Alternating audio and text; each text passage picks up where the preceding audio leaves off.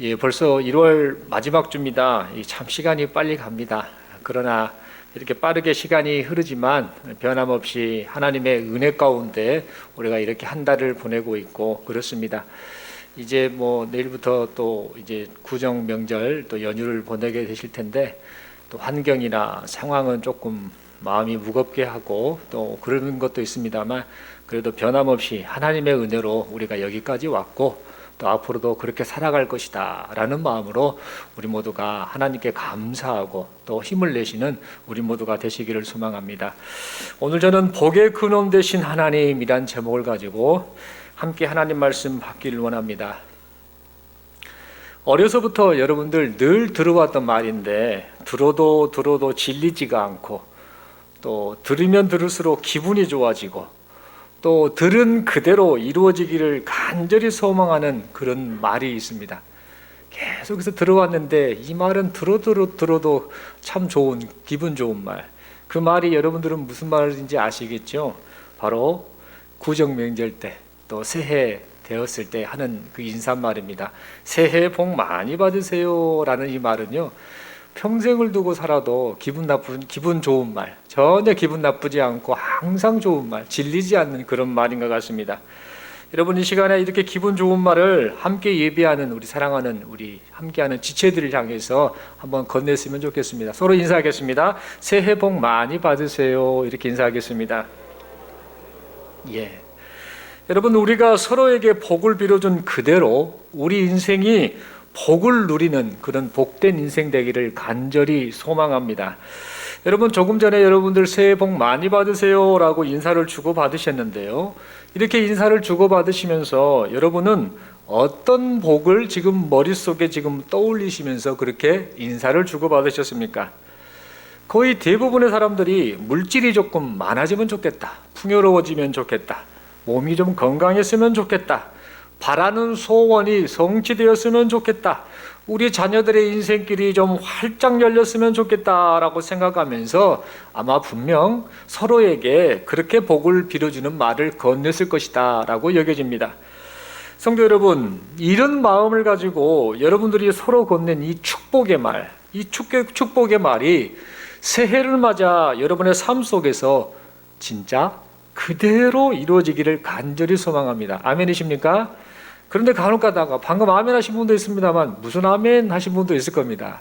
그런데 간혹 가다 아멘 해야 될 부분도 안 하고, 어떤 분들은 삶의 형통이나 이 풍요로움 이런 것들을 바라는 것을, 그것은 마치 경건하지 못한 것 아닌가, 그것은 세속적인 것은 아닌가, 이렇게 생각하는 경향이 있습니다. 그런데 그런 생각은 바람직하지 못하다라는 겁니다.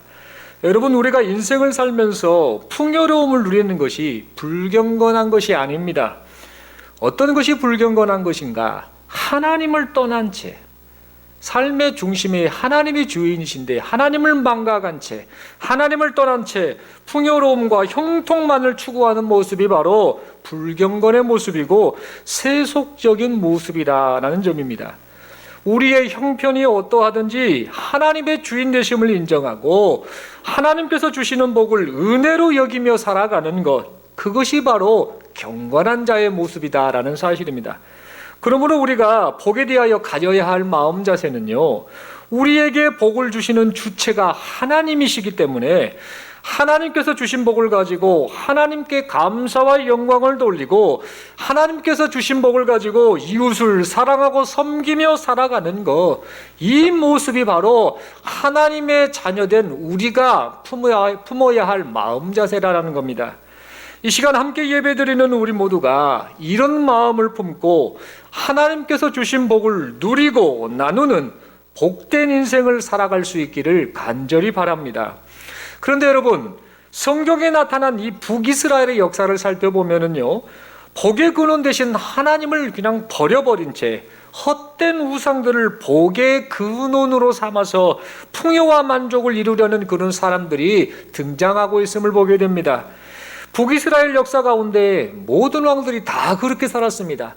그리고 그 영향을 받았던 북이스라엘의 백성들 대다수가 그렇게 살았습니다. 그런데 그 중에서도 북이스라엘의 7번째 왕이었던 아합, 이 아합 왕과 또 그 아합 왕이 통치했던 당시에 그 영향을 받았던 백성들은 더욱더 하나님 앞에 우상을 숭배하며 하나님을 버리고 제멋대로의 인생을 살았습니다.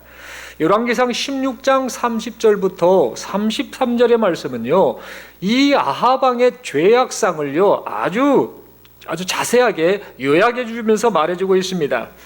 오므리의 아들 아합이 그의 이전의 모든 사람보다 여호와 보시기에 악을 더욱 행하여 느밧의 아들 여로보암의 죄를 따라 행하는 것을 오히려 가볍게 여기며 시돈 사람의 왕 옙바알의 딸 이세벨을 아내로 삼고 가서 바알을 섬겨 예배하고 사마리아에 건축한 바알의 신전 안에 바알을 위하여 제단을 쌓으며 또 아세라상을 만들었으니 그는 그 이전에 이스라엘의 모든 왕보다 심히 이스라엘 하나님 여호와를 노하시게 하였더라라고 이렇게 기록하고 있습니다. 이처럼 아합 왕은요 자신의 풍요와 만족 그리고 이 번영을 이루기 위해서요 하나님을 버려버렸습니다. 그리고 바알과 아세라를 하나님처럼 섬겼습니다. 특히 이 아합 왕은요 바알 숭배의 중심지였던 시돈, 이 시돈이라는 나라의 그 왕 옙바알이라는 사람의 딸 이세벨과 결혼까지 하였습니다. 여러분, 그 이세벨의 아버지가 옙바알인데 이 옙바알이라는 이름의 뜻은요 바알이 함께하는 자라는 뜻입니다. 바알을 엄청나게 숭배한 사람인데 이 옙바알이라는 사람은 실제로 아스다로 신전에서 제사장 역할을 했던 사람입니다. 그러니까 이 제사장 역할을 했던 사람이 이제 나중에 반란을 일으켜서 시돈의 왕까지 자리에 오르게 됩니다. 그 사람의 딸이 이세벨인데 이 이세벨이 아합과 결혼을 했으니 얼마만큼 우상 숭배의 영향을 아합이 받았겠습니까? 그리하여서 이 북이스라엘 전 지역이 아합과 이세벨로 인하여서 바알 숭배로 온통 물들게 되었습니다. 아합과 이세벨의 이 영향을 받았던 사람들은요 바알을 비를 내려주는 신이다, 바알이야말로 우리에게 풍요를 주는 신이다, 바알이야말로 우리에게 하나님이다라고 그렇게 믿었습니다. 다시 말해서 바알을 복의 근원으로 믿고 숭배했다라는 사실입니다. 왜 그렇게 믿었는가? 비가 내려야 농작물이 자라고 농작물이 자라야 우리가 먹고 살 수 있고 또 농작물이 자라야 풍요롭게 될 수 있는 거 아닌가? 그렇기 때문에 이 사람들은 특히 농사를 짓고 사는 이 가나안 지역 사람들은 비를 내려준다고 하는 이 바알이야말로 복의 근원되는 하나님이다라고 그렇게 여겼던 겁니다. 여러분, 이렇게 바알을 숭배한 아합 왕과 이세벨의 정성 때문이었을까요? 실제로 아합 왕이 북이스라엘을 통치했을 때에 그 당시에 북이스라엘은요 번영했습니다. 풍요로웠습니다. 살기가 좋았습니다. 아합 왕이 다스리던 이 시대의 북이스라엘 상황은요 다른 왕들이 통치하던 시대보다 훨씬 부강했습니다. 훨씬 살기가 좋았습니다.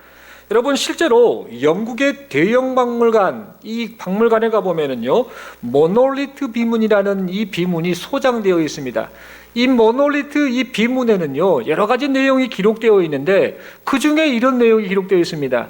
BC 853년경에 아수르 왕과 이 가나안 지역에 있는 12왕이 서로 전쟁을 하는 그 내용이 남겨져 있는데 그 전쟁이 카르카르라고 하는 전투입니다. 그 전투 가운데에 12명의 왕들 중에 속한 한 왕, 바로 아합 왕에 관한 이야기를 잠깐 이야기합니다. 그 내용에 뭐라고 기록되어 있는가? 이 아합 왕은 전차가 2,000대가 넘는 막강한 군사력을 가진 왕이었다. 그리고 1만 군대를 이끌어서 전쟁에 나왔던 그런 인물이다라고 그렇게 이 모놀리트 비문에 기록되어 있습니다. 다시 말해서 많고 많은 그 나라들 가운데에 아합이 통치하던 그 시대에 군사력이 막강했습니다. 부강했습니다. 풍요로웠습니다. 말 그대로 풍요와 번영을 누렸던 시대가 바로 아합 왕이 다스리던 그런 시대였다라는 사실입니다. 그래서 이 아합과 북이스라엘 사람들은요 무슨 생각을 했는가? 맞다, 우리가 믿는 이 바알, 비를 내려준다고 믿는 이 풍요의 신 바알이 우리에게 복을 주어서 이 나라가 이렇게 잘 되었다라고 하는 그런 착각, 잘못된 믿음을 가지고 그렇게 그들이 살았던 겁니다. 그런데 중요한 것은 하나님께서, 살아계신 하나님께서 이 모든 것을 지켜보고 계셨습니다. 지켜보고 또 지켜보시면서 하나님께서 참고 참으시면서 그때를 보고 계셨습니다.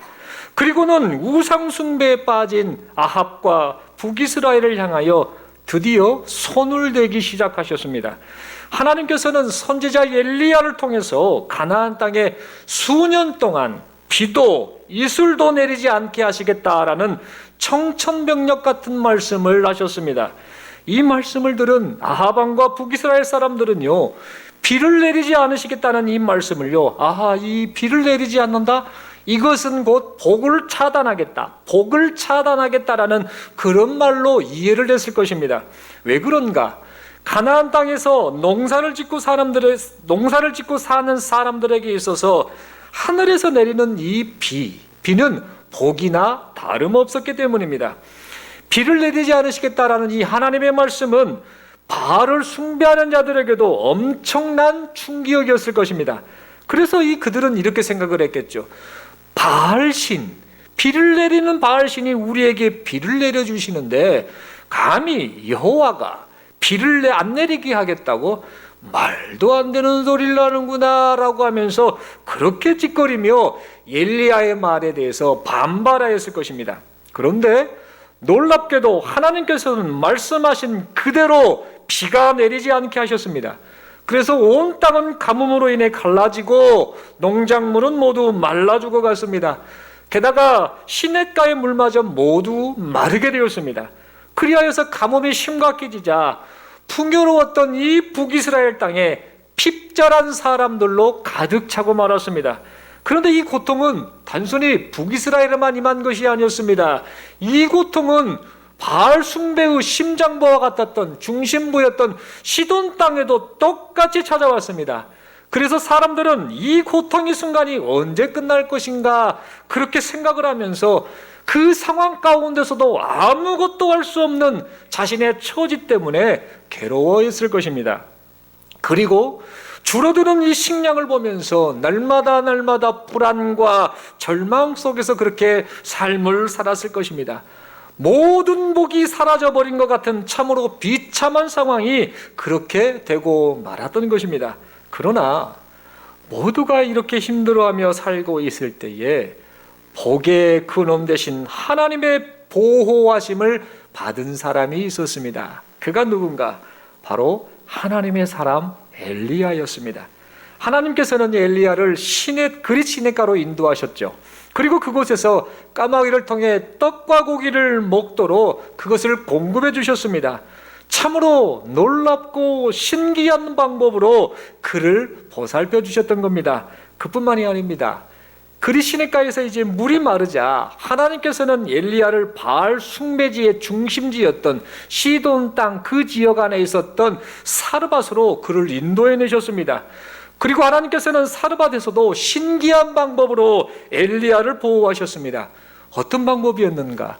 식량이 다 떨어져서 이제 마지막 한 끼 식사를 만들어 먹고 죽어야겠다라고 했던 과부와 아들을 만나게 하시고 그들을 통해서 음식을 공급받게 하셨습니다.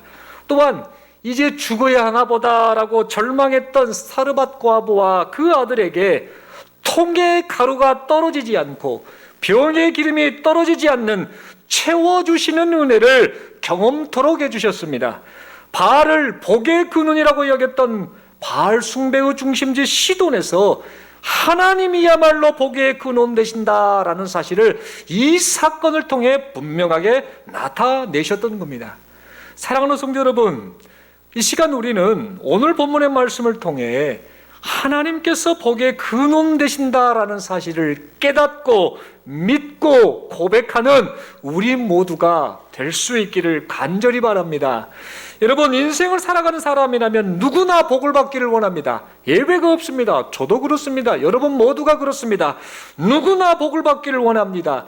하는 일이 잘 되고 형통함을 누리고 풍요로움과 번영을 누리는 그런 인생을 모두가 꿈꿉니다. 바라고 소원하는 일들이 잘 되어서 인생이 나의 뜻대로 되어지기를 누구나 원하며 삽니다.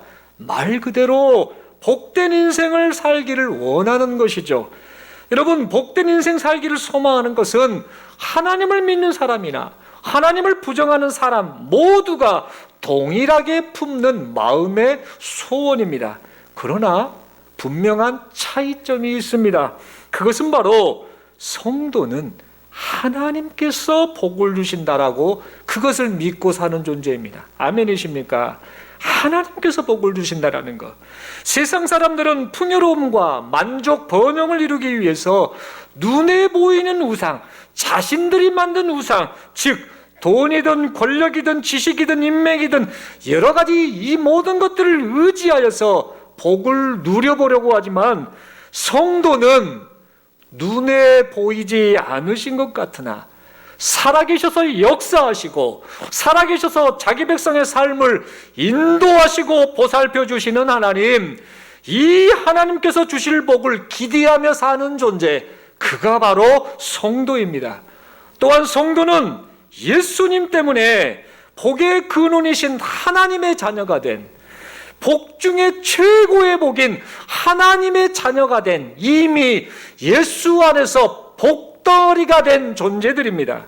그러므로 때때로 주변에 많은 사람들이 눈에 보이는 풍요로움을 자랑하고 하나님이 아닌 잡다한 우상을 하나님처럼 섬기며 산다 할지라도 성도는 그러한 어리석고 허무한 모습을 부러워하거나 따르지 않아야 합니다. 여러분, 만복의 근원 되시는 하나님이 내 아버지가 되시는데 아버지이신 하나님을 잊어버린 채 다른 곳에서 복을 구걸한다라고 한다면 이 얼마나 안타까운 모습입니까? 여러분, 오늘날 이 시대는 바알 숭배자였던 아합 왕과 이세벨이 다스렸던 북이스라엘의 상황과 아주 흡사한 그런 상황이 연출되는 시대입니다. 북이스라엘의 대부분의 사람들이 풍요로움과 만족, 번영을 위해서 하나님이 아닌 바알을 하나님으로 섬겼던 것처럼 나에게 풍요로움과 만족을 준다라고 한다면 그 무엇이라도 나에게 있어서 하나님이 될 수 있다라고 믿는 사람들이 너무도 많은 그런 시대입니다. 그리고 그들의 신념대로, 그들의 잘못된 믿음대로 그들이 실제로 마치 복을 누리는 것처럼 보이는 그런 시대입니다.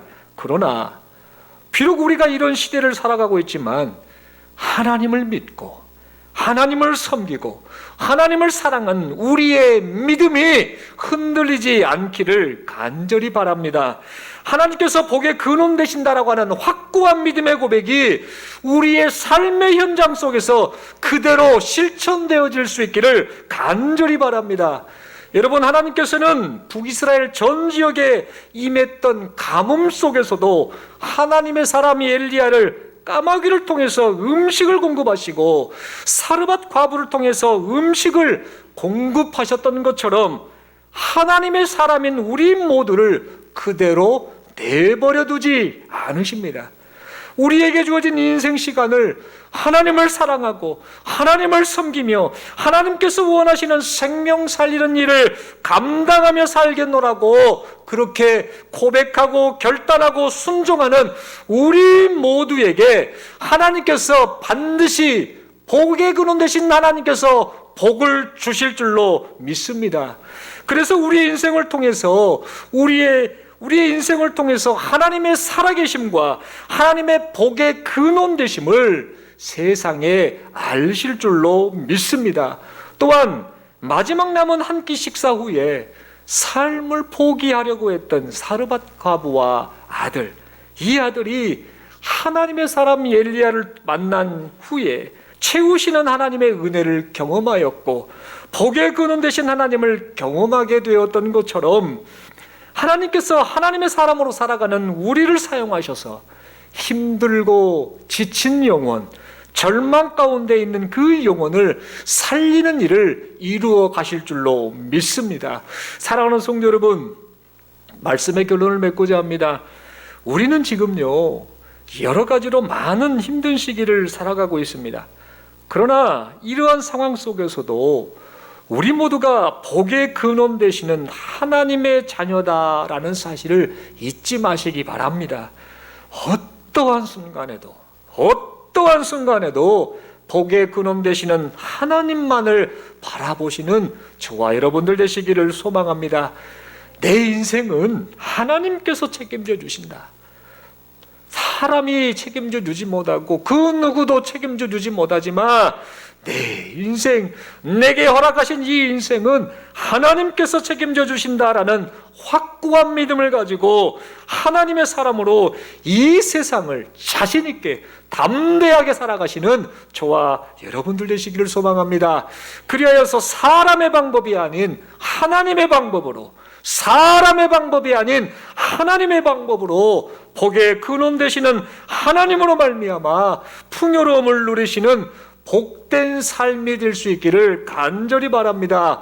더 나아가 고통과 절망 가운데 살아가는 우리의 이웃들, 복의 근원 되신 하나님을 모르고 사는 우리의 이웃들에게 하나님께서 주신 복을 전하고 나누면서 하나님의 사람으로 삶을 살아가는 우리 모두가 될 수 있기를 간절히 바랍니다. 그리하여서 하나님의 생명 살리시는 일들이 이 시간 예배드리는 우리 모두를 통해서도 나타날 수 있기를 간절히 소망합니다. 살아계신 하나님께서 지금도 이 일을 이루어 가고 계심을 믿습니다. 이 시간 마지막으로 서로 이렇게 인사하겠습니다. 하나님께서 복의 근원 되십니다. 하나님께서 복의 근원 되심을 아는 분이 하는 고백이 이 고백일 것 같아요. 서로 인사하겠습니다. 새해 복 많이 받으세요. 마지막으로 한 번 더 인사하겠습니다. 하나님의 복을 나누며 삽시다. 이렇게 살아가는 하나님의 사람인 우리들을 통하여서 하나님께서 놀라운 생명을 살리는 일들, 구원하시는 일들을 이루어 가심을 믿습니다. 함께 기도드리겠습니다. 하나님 아버지, 은혜를 감사합니다. 오늘 말씀을 통해서 복의 근원 되신 하나님을 다시 한번 바라볼 수 있도록 은혜 베푸심에 감사합니다. 세상은 자신의 머리, 꾀, 지식, 경험, 권력, 물질, 또 인맥 이런저런 것들을 의지하고 그것이 하나님의 자리까지 올라가서 그것을 바라보게 하는 그런 세상이오나 성도는 하나님께서 복을 주시고 하나님의 은혜 베풀어 주셔야 산다라고 하는 이 믿음을 가지고 살아가는 존재라는 것을 우리가 늘 고백하게 하시고 이 믿음을 따라 하나님 앞에 인생을 살아가는 우리 모두가 되게 하여 주옵소서. 무엇보다도 아버지 하나님, 이런 인생을 살면서 나만을 위한 인생이 아니라 우리를 통해서 생명을 살리기 원하시는 하나님의 뜻을 드러내는 그것을 순종하는 우리 인생이 되게 하여 주옵소서. 그리하여서 우리와 함께하는 많은 이들이 하나님이 주인 되십니다. 하나님이 복의 근원 되십니다. 하나님의 은혜입니다라고 그렇게 고백하며 감사하는 그런 고백이 우리와 우리의 가족들, 우리의 이웃들에게서 나타나게 하여 주시옵소서. 이 놀라우신 은혜를 베풀어 주심을 믿고 감사드리오며 우리 주님 예수님 이름으로 기도드리옵나이다. 아멘. 다 함께 찬송가 429장 함께 찬양드리겠습니다.